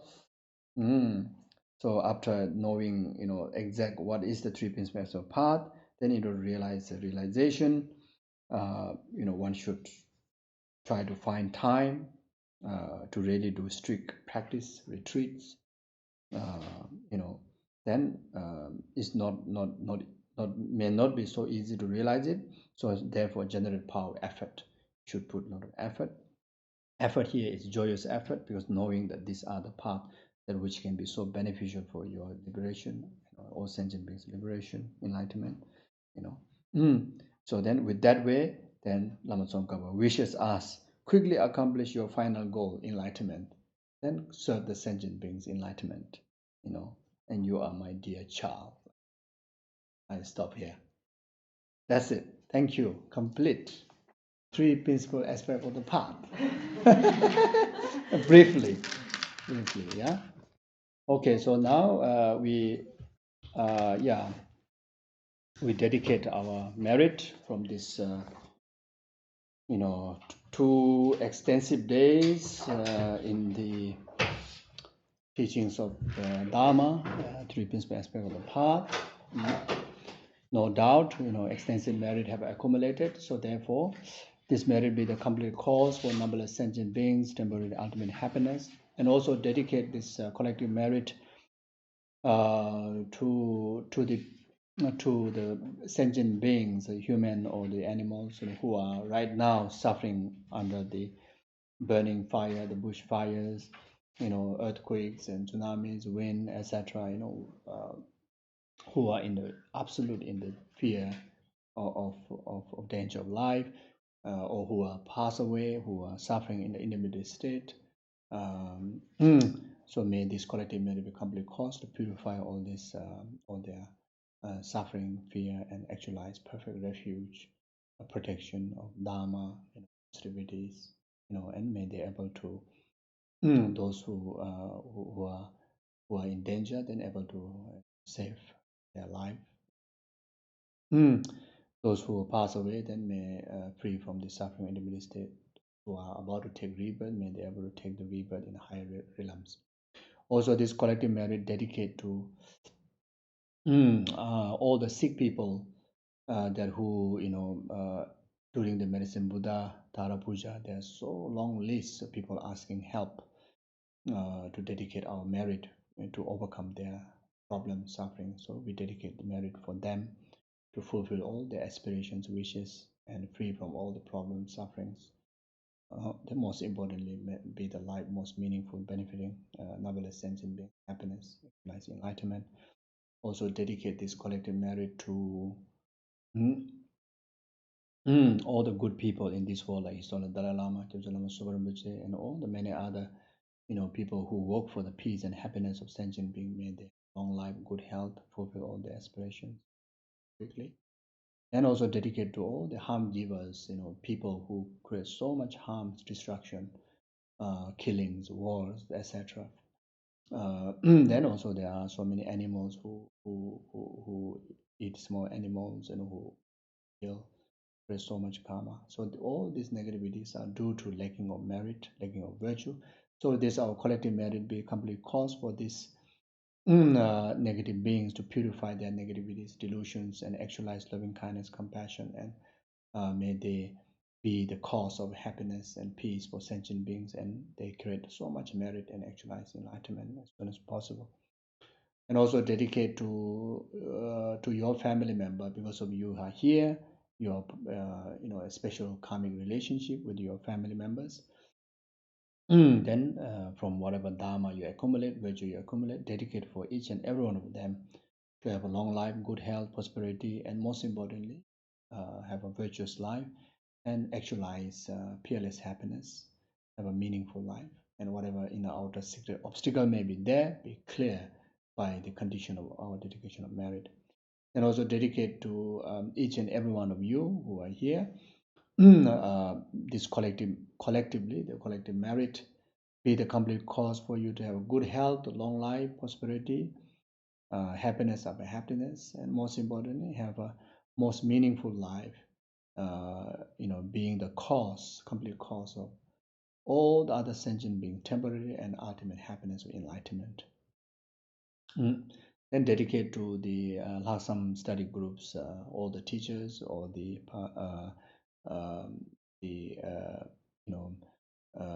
the member, volunteers, the team, students, everyone, have a good health, a long life, prosperity. May they ever be the cause of numberless sentient beings' happiness after full enlightenment. Yeah, so then we dedicate finally, if there's anything not covered, then as like Shantideva dedicated, taught in Bodhisattvacharya, like Bodhisattva Manjughosha and the other Bodhisattvas, whenever they accumulate merit, how they dedicate, we too dedicate the same way.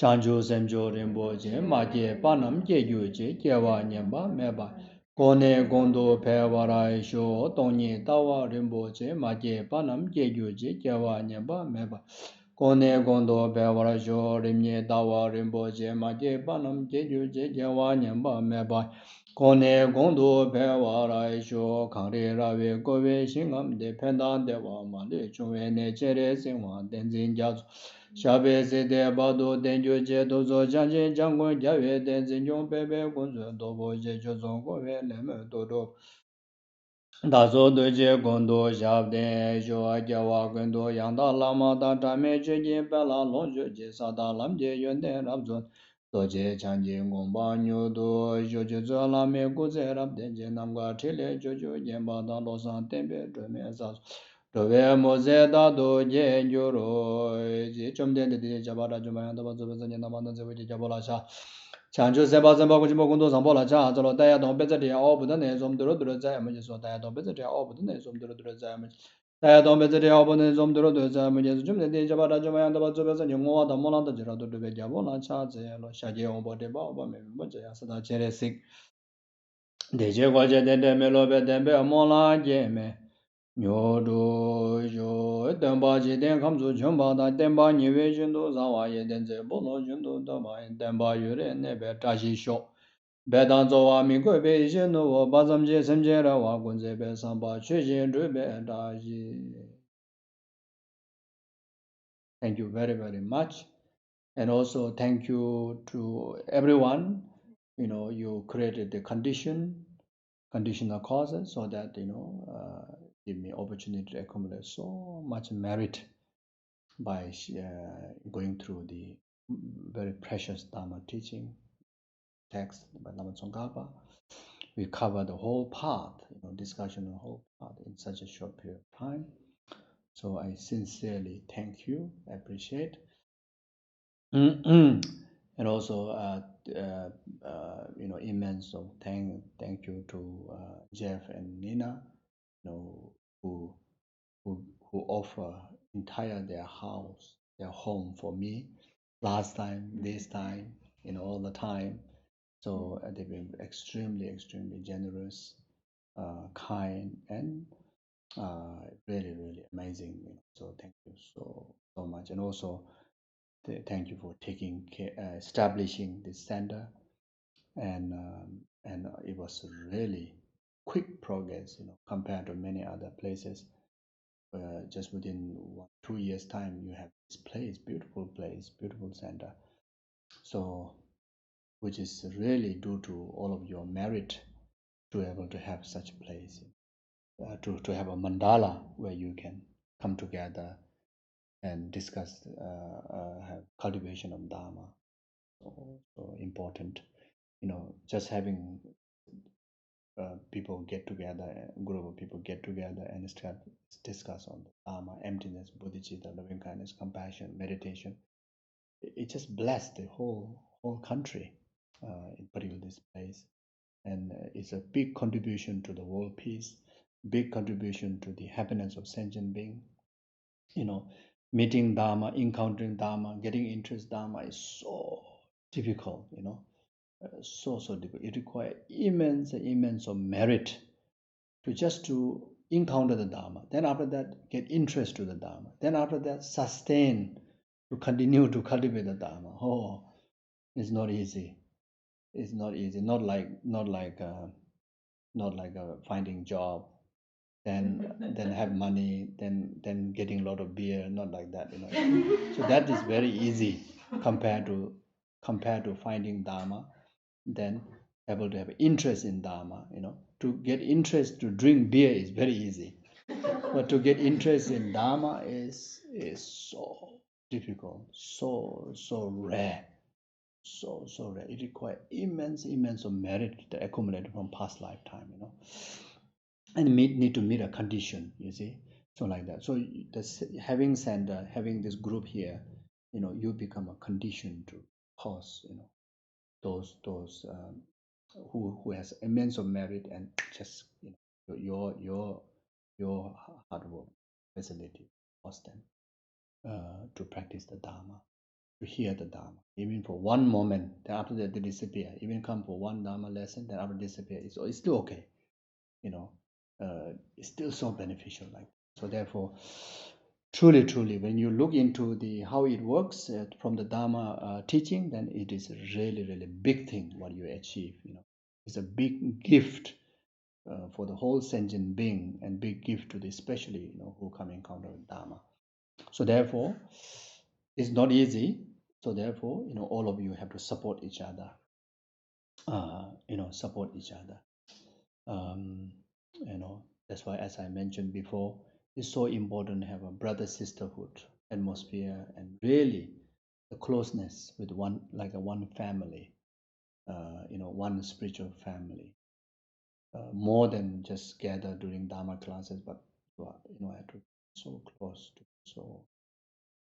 so caring, taking care of each other. So so help each other. So mm, mm, mm. Yes, thank you. Then all the delicious food, and the wonderful people, all of you. So really great energy.